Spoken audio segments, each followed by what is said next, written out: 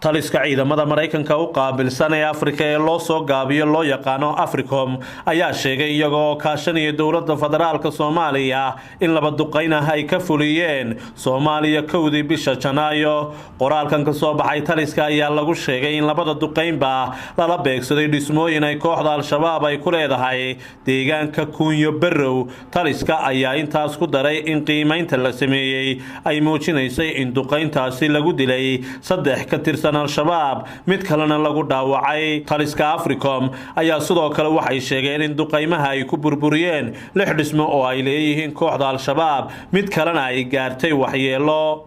qiimeynta hordhaca ee talisku waxay muujinaysaa inaysan jirin cid shacab oo howlgalka lagu dhaawacay ama lagu dilay howlgalkan ayaa lagu yiri qoraalka ka soo baxay taliska Africom. duqeymahan ayaa waxay si cad u muujinayaan sii socoshada ballanqaadyada inaan sameeyno Soomaaliya iyo saaxiibadeena gobolka. waxa sidaas yiri agaasimaha howlgalka Africom Major General Joy Taylor.